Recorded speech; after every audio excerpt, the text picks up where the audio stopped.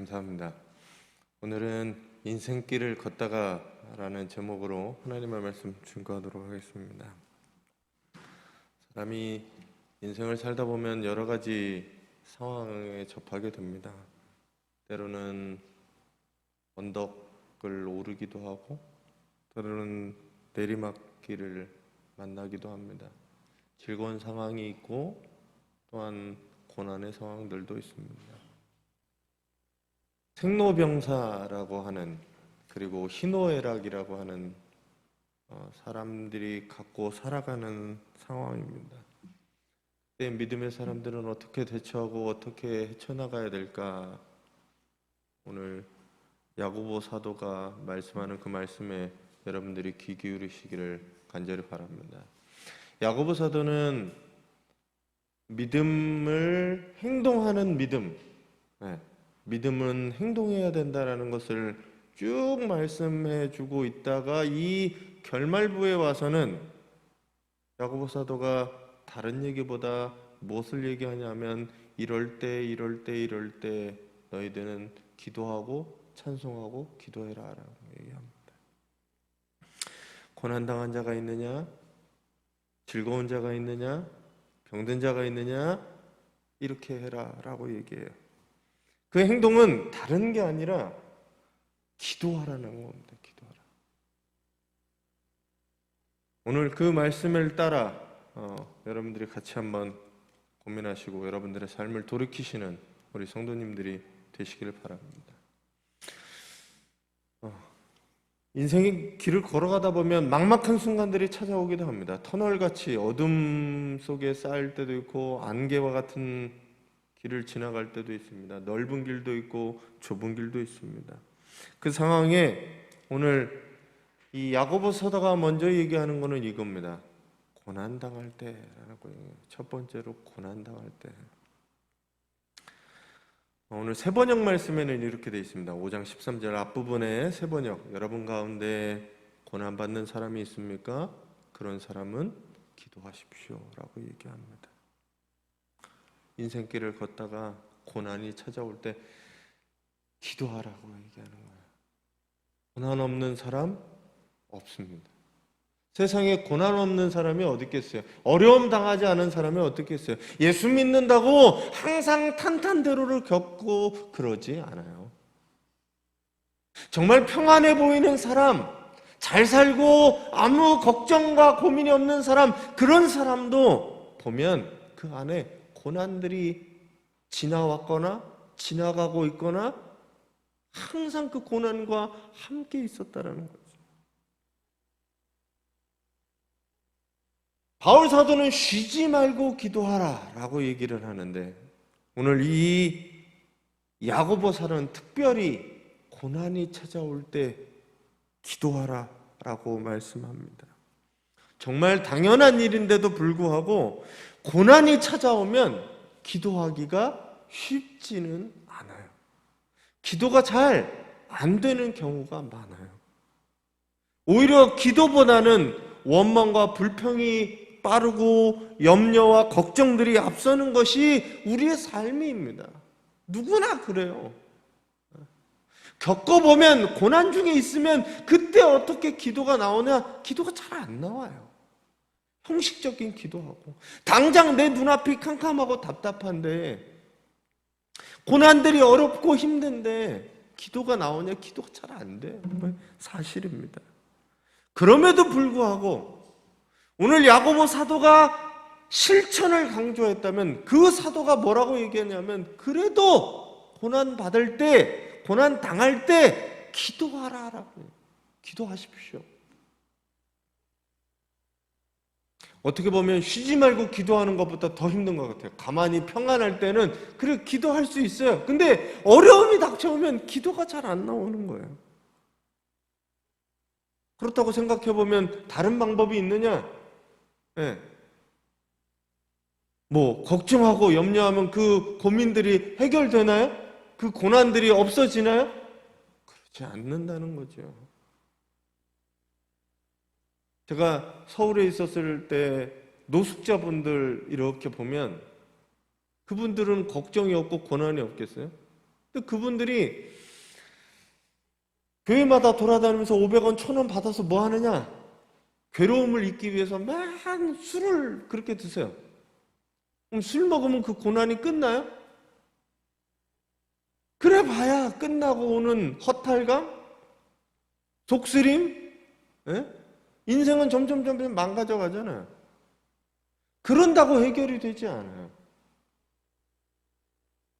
그래서 염려하고 고난해도 해결되지 않고 원망하고 짜증내고 화내고 싸워봐야 그래도 해결되지 않는다는 겁니다. 그거를 술 먹고 그냥 그것들을 모른 척 해봐야 그게 없어지지 않는다는 거죠. 그럴 때 야고보 사도는 기도하라라고 얘기합니다. 세상 사람들은 그럴지 모르겠어요. 기도하면 뭐가 달라지나요? 기도하면 뭐가 떡이 나오나요? 그 상황이 고난들이 없어지나요? 라고 물을 수 있습니다. 하지만 우리는 하나님을 믿는 신앙을 가진 우리는 기도하면 그 기도가 역사가 됨을 믿습니다. 하나님께서 그 기도를 들으시고 도와주심을 저희는 믿습니다. 그래서 기도하는 거예요. 나는 아무것도 할 수 없지만 전능하신 하나님, 우리의 아버지 되시는 그 하나님이 우리에게 항상 좋은 것으로 베풀어 주심을 믿고 기도하면 그 고난들이 상황이 역전되고 바뀌리라고 믿는 겁니다. 기도할 때 나의 잘못을 회개하고 반성하고 삶을 돌이키는 역사가 일어나는 겁니다. 기도 중에 하나님의 뜻을 발견하기도 하고 위로의 말씀으로 힘을 얻기도 합니다. 우리는 그렇습니다. 때로는 기도 중에 지혜를 얻기도 하고 기도하는 중에 상황이 변하기도 합니다. 고난이 아니라 기도를 통해서 기회가 되고 또한 감사의 조건이 되고 또한 신앙의 체험에 간증할 수 있는 간증의 사건들이 됩니다. 여러분들 상황이 어떤지 모르시겠어요. 지금 고난을 당하시는 분들이 있다면 기도를 통해서 하나님의 뜻을 구하고 하나님의 지혜를 구하고 하나님의 도우시는 손길을 경험하시는 우리 성도님들이 되시기 바랍니다. 이 야고보 사도가 실천적인 것을 이야기하는 거예요. 뭐 하라고요? 기도하시라. 고난이 찾아올 때, 특별히 고난들이 막 나에게 찾아올 때, 이것을 내가 감당할 수 없을 때 하나님을 붙잡으세요. 사방이 다 막혀 있는 것 같을 때 하늘을 보시고 하나님을 찾으시는 겁니다. 여러분들이 이런 실천적인 신앙을 가지시는 우리 성도님들이 되시길 바랍니다. 코로나19로 답답하고 상황이 어렵습니다. 이때 기도하시면 돼요. 하나님을 만나시고 하나님께 지혜를 구하시는 우리 성도님들이 되시기를 간절히 바랍니다. 두 번째 상황은 인생길에서 고난이 찾아올 때도 있지만 그 고난이 끝나고 평안이 찾아오고 즐거움이 찾아올 때가 있습니다. 오늘 야고보 사도는 5장 13절 하반부에 이렇게 얘기해요. 즐거운 사람이 있습니까? 그런 사람은 찬송하십시오라고 얘기합니다. 여기서 즐거움이라는 표현은 그냥 뭔가 즐거운 일들이 생겨서 즐거운 사람만을 이야기하는 건 아닙니다. 이 단어 자체가 마음에 평안이 있는 사람, 기쁨이 있어 즐거운 사람, 그런 사람을 가리킵니다. 그런 사람은 뭐 하라? 라고 얘기하냐면 찬송하라 라고 얘기해요. 하나님의 뜻을 깨닫고 만족과 평안을 누리는 사람, 환경이 어떠하든지 평안을 누리는 사람, 그 사람은 뭐 해야 되냐? 찬송하라는 얘기입니다. 고난이 끝나고 평안이 찾아오고 마음의 즐거움이 찾아왔을 때 우리가 해야 될 일이 뭐냐? 찬송이라고 얘기하는 거예요. 인생을 찾아보면 고난이거나 평안이거나 다른 말로 얘기하면 고난이 오고 어려움이 오거나 아니면 즐거움이라는 거죠. 그런 사람들에게 바울이 이 야고보 사도가 기도하라, 찬송하라라고 얘기하는 겁니다. 바울과 실라가 감옥에 갇혔어요. 바울과 실라가 처음에 감옥에 갇혔습니다. 감옥에 갇히는 중에서 이 바울과 실라가 열심히 기도를 하게 돼요. 자기에 닥쳐온 어려운 고난에 대해서 기도를 하게 돼요. 그리고 기도를 한 것에 대해서, 그리스도의 고난에 참여한 것에 대해 감사하고 하나님의 뜻이 이루어지는 것에 감사하면서 그 다음에 뭐 하냐?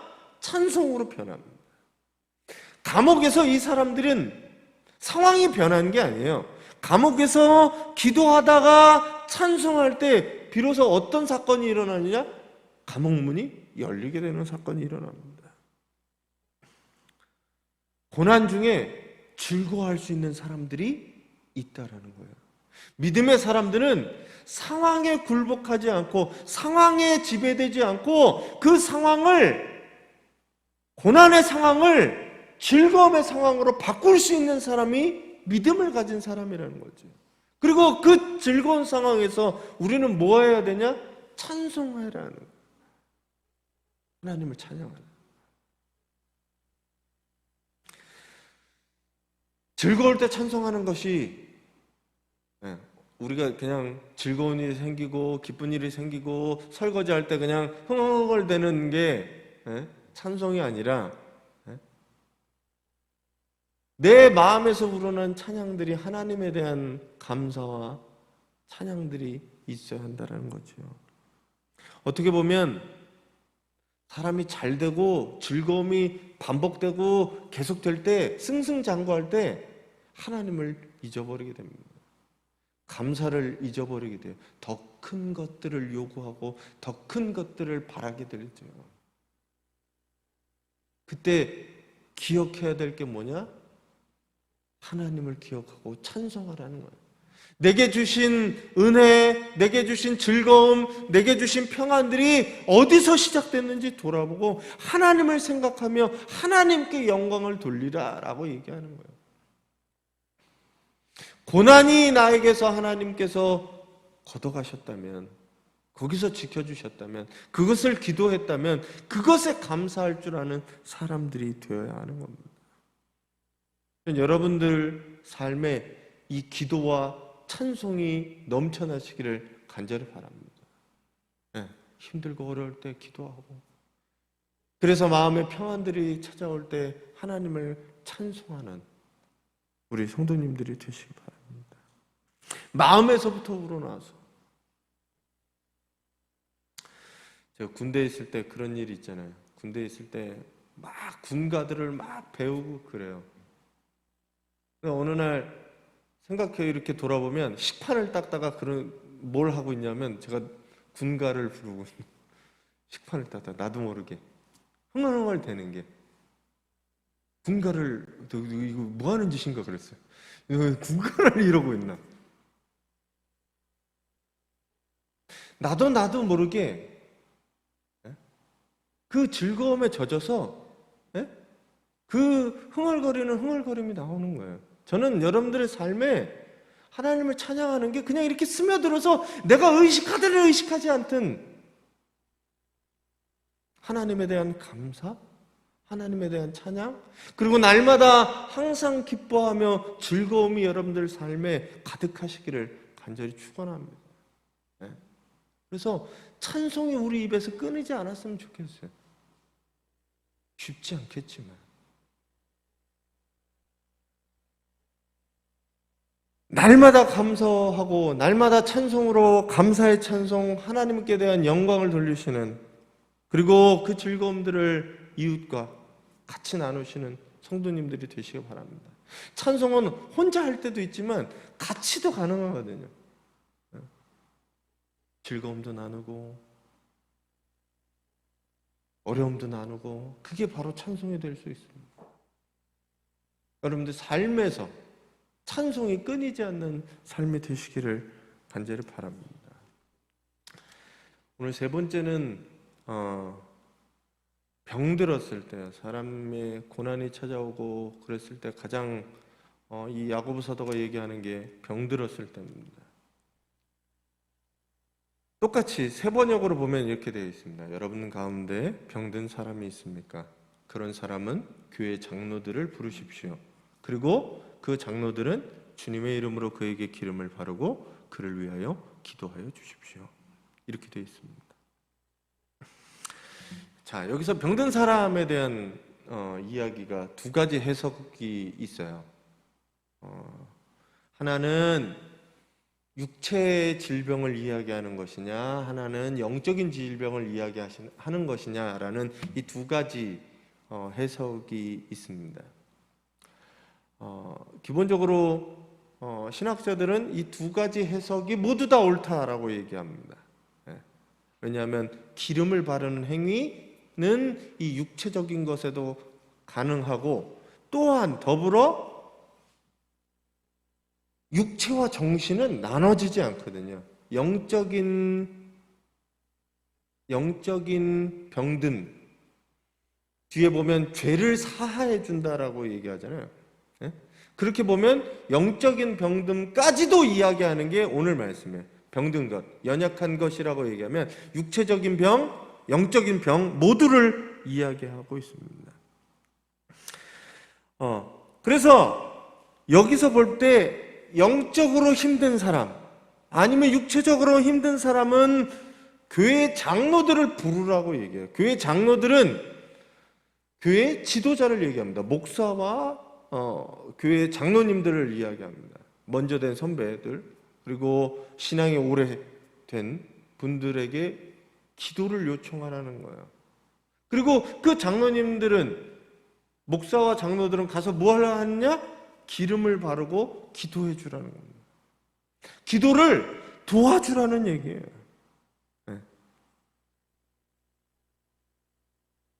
특별히 병에 있을 때, 병들어 있을 때 그것들을 기도를 부탁하고 그리고 그 도움을 받으라는 얘기입니다.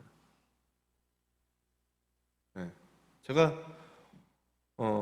올해 장로님 아프시면서 기도 부탁을 이렇게 해본 적이 없어요. 제가 누구한테도 기도 부탁을 한 적이 없거든요. 여태까지. 네, 제 SNS에서 올려서 기도를 부탁했습니다. 많은 분들이 기도해 주시고 동참해 주신 것 같아요. 그 기도 때문에 사실은 저도 위로를 받고 힘을 받을 수 있는 겁니다. 그리고 특별히 우리가 믿을 때는 그 기도가 나는 잘 기도가 나오지 않아도 그 기도를 통해서 하나님이 움직이신다면 그 기도를 그 사람이 받지 않더라도 그 기도가 다시 나에게 돌아온다라고 믿으면 그 기도는 떨어지는 게 아니라는 거죠. 그 기도를 통해서 마음의 상처들이 치유받고 육체의 상처들이 점점 그 치유의 순간순간 다가오시는 하나님의 손길을 느낄 수 있다는 겁니다. 대체로 연약함이 있고 그럴 때 교회 장로들이나 교회 목사님들이나 얘기하지 않아요. 그냥 스스로 해결하고 많은 경우들이 많아요. 창피하게 생각하거나 아니면 어렵게 생각하기도 합니다. 근데 기도를 요청하시고 기도를 받으시기를 간절히 부탁드립니다. 특별히 교회 우리 직분 맡으신 권사님, 장로님들은 특별히 그분들을 위해서 연약한 심령들을 위해서 아니면 연약한 육체들을 위해서 서로 기도해 주시는 것들이 필요해요. 우리는 그게 아무것도 아닌 게 아니거든요.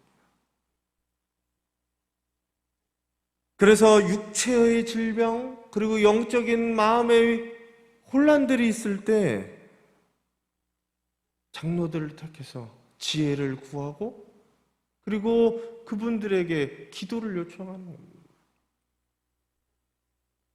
제가 가끔 그런 얘기를 해요. 제가 목사라 기도밖에 해줄 수 없다고 기도를 해드립니다.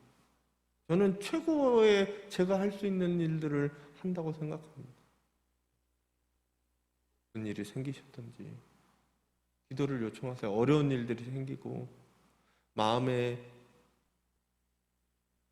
어려운 일들이 생겼을 때 기도를 요청하시고 기도해 드리면 되죠. 그래서 그 기도를 통해 회복되시는 역사가 있기를 간절히 바랍니다. 여기 보면 그 장로님들은 뭐 하냐? 주님의 이름으로 기도를 하는데 주님의 이름으로 기도를 해야 돼. 다른 이름으로 기도하지 않죠. 낫게 하시는 분은 누구냐? 내가 아니라 하나님이시죠. 주님의 하시는 거라는 거예요. 나는 그냥 도구죠. 신유의 은사를 막 펼치시는 분들 저는 잘 안 믿어요. 응. 왜냐? 저는 신유의 은사를 하는 사람보다 하나님을 더 믿어요. 하나님이 하시고자 하면 한다. 누구를 통해서, 하나님 꼭 누구를 통해서만 일하시겠어요? 주님의 이름으로 기도를 하시고 주님께서, 살아계신 하나님께서 그에게 고치실 텐데 기름을 바르는 거예요. 기름을 바른다는 거는 선한 사마리아인의 이야기 보면 사람이 죽을 뻔한 사람을 선한 사마리아 사람이 가서 고쳐줄 때 보면 기름을 붓고 포도주를 부어서 싸맨다라고 얘기를 합니다. 그러니까 옛날 사람들의, 이 고대 근동의 사람들에게 기름이라는 거는 치료제가 들어가요. 뭐 요즘도 사실은 이 기름이라고 얘기하는 게 저희도 치료제로 많이 쓰고 있습니다. 뭐냐면 의학들의 손을 비르고 기도는 주님의 이름으로 하는 거예요. 뭐 이렇게 얘기를 하니까 그냥 무슨 뭐 목사가 병 고쳐주는 사람은 아니잖아요. 우리가 치료를 돕게, 물론 의술로만 다 되는 건 아니라고 믿습니다. 저희가 그를 기도해 주는 것, 저는 거기에 더 큰 능력이 있다라고 봅니다. 그래서 기도해 주시는 거예요.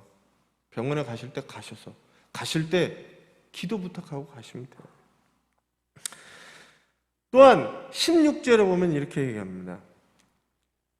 16절에 뭐라고 얘기하냐면, 그러므로 여러분은 서로 죄를 고백하고 서로를 위하여 기도하십시오. 그러면 여러분은 낫게 될 것입니다. 의인의 간절히 비는 기도는 큰 효력을 냅니다 라고 얘기합니다. 여러분들이 낫는데 그것이 육체적으로 정신적으로 나음을 입는 것이 무엇이냐? 서로를 위한 기도예요. 목사와 장로만 기도하라고 얘기하지 않아요. 기도를 부탁하고 하는데 서로를 위해서 기도하라라고 얘기해요. 영적인 것은 죄를 회복하고 죄를 고백해서 낫는 거고 육체적으로도 낫게 된다라고 이야기합니다. 성도가 성도를 위해 서로 기도해 줄 수 있는 게 우리가 할 수 있는 능력이고 가장 베풀 수 있는 최고의 선물이 기도라는 거예요. 사실 제가 지금 안타까운 것 중에 하나는 속회 모임을 모이지 못하는 거에 안타까움이 있습니다. 속회 모임의 가장 큰 거는 서로의 안부를 묻고 기도 제목을 묻고 같이 기도해 주는 거거든요. 죄를 같이 고백하고 그 죄에 대해서 내가 해결하려고 노력하고 그 죄의 문제를 바꾸려고 도와주면서 같이 기도하는 거거든요. 그게 안 되는 게 정말 답답하고 안타까워요. 같이 기도해 주셔야 돼요. 저분의 고민거리가 뭔지, 저분의 아픔이 뭔지 그걸 놓고 같이 기도해 줘야 돼요. 같이 기도해야 됩니다. 그때 낫게 될 것이고 효력이 나타날 겁니다. 하나님의 능력이 나타날 겁니다.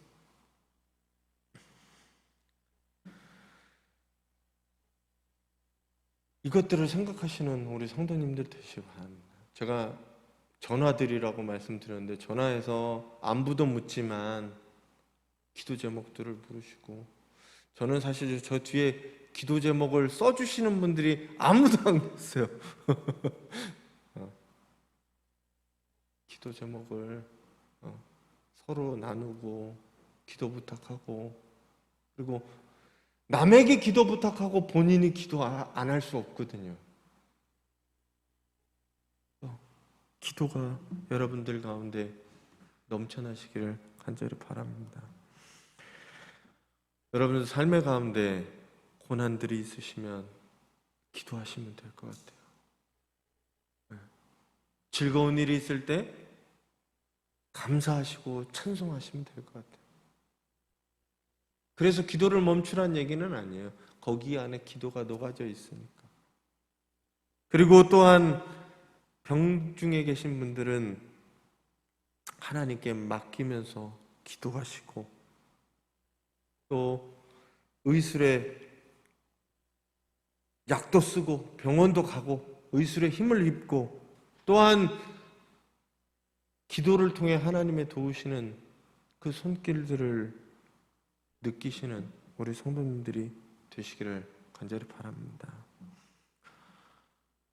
여러 상황이 있어요. 지금 이 쓰여진 것보다 우리가 살아갈 때 여러 가지 상황들이 있게 되는데, 그 상황을 맞이할 때마다 우리들의 필요한 것은 다른 게 아니라 기도라는 겁니다. 최소한 우리는 어디에 하소연하고 어디에 의탁하고 어디를 기댈 그 언덕이 하나님이라는 좋은 아버지가 있다는 것을 기억하시기를 바랍니다. 때로는 고난이 찾아오기도 하고 겪어보지 못한 어려움이 찾아오기도 합니다. 깊은 어둠 속에 갇힌 것 같기도 합니다. 순조롭게 풀리는 것 같기도 하고 즐거운 일들이 반복되기도 합니다. 그리고 내가 생각하지 못한 큰 병들이 우리를 찾아오기도 합니다. 마음의 병을 얻기도 합니다. 순간 우리가 의지해야 되고 우리가 붙잡아야 될 하나님께 기도하시는 우리 성도님들이 되시기 바랍니다. 그러면 여러분들이 낫게 될 것입니다. 여러분들의 영혼과 여러분들의 육체가 낫게 되리라고 믿습니다.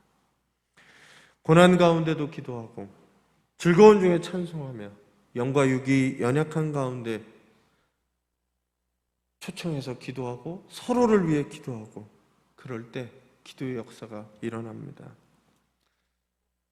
코로나19 시대에 지금 기도할 수 있는 시대입니다. 그래도 우리는 기도할 수 있잖아요. 내 삶의 현장에서, 집에서 기도할 수 있잖아요. 그 기도를 경험하시고 기도를 통한 하나님의 역사를 체험하시는 우리 성도님들이 되시기를 간절히 바랍니다. 오늘 말씀 정리하겠습니다. 같이 한번 읽어주세요.